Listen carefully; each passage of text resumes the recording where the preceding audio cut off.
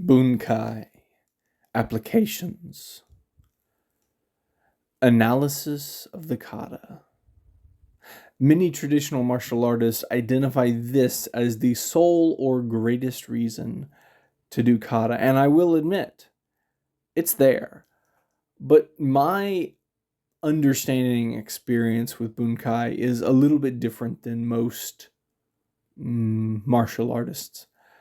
You see, for one, the paradigm that my school or the organization that I'm a member of approaches Bunkai from, it's more of an analysis of what you did in spontaneous movements and then seeing what kata it came out of.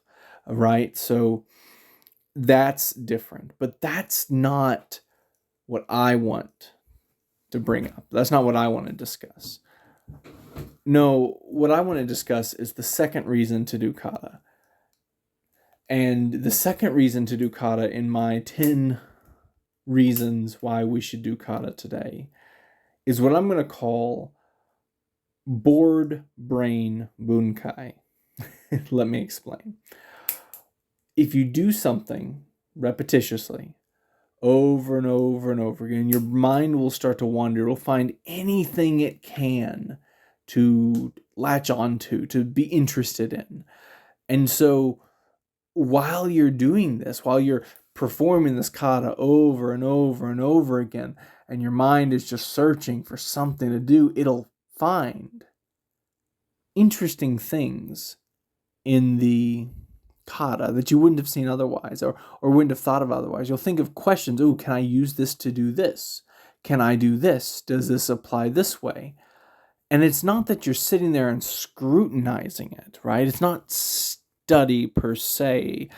It's meditation, not in the Eastern sense, not in the Far Eastern sense of emptying your mind, rather of in the, let's say, Near Eastern sense, in the biblical sense of deep contemplative thought.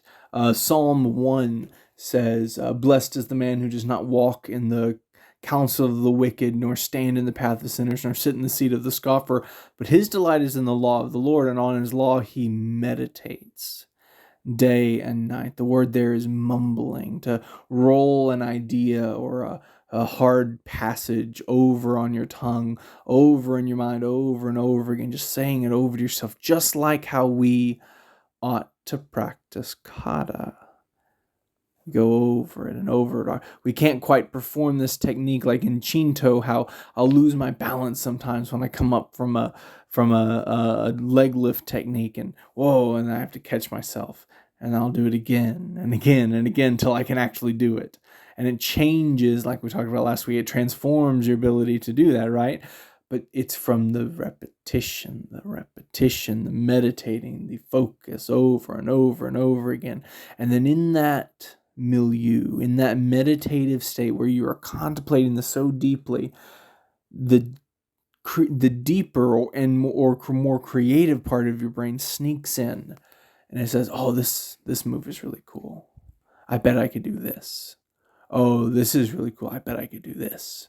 I wonder if this works this way. I wonder if I can apply this move from this other kata in this little empty space right here. I wonder if I can step like this while I'm doing this technique and it'll change what it means. I wonder if I can do something with, I do this technique and the next technique at the same time with opposite hands and see if that goes together well." Your brain will do this on its own. You don't have to try. In fact, if you try, it won't happen because it happens while what you're trying to do is perfect the kata. So if your goal is to perfect the kata, if your goal is to meditate on the kata, your bored brain will discover all sorts of bunkai. And that bunkai might be better than anything you could come up with consciously. The Japanese have this concept that I don't ascribe to, and most of us in the Western world wouldn't these days, but it's called the Tengu. The Tengu was a little mischievous demon with a long nose that would sneak in to your dojo and slip ideas into your head. And if you ever thought of something that you don't know where it came from, no one taught it to you, you would say the Tengu taught it to you.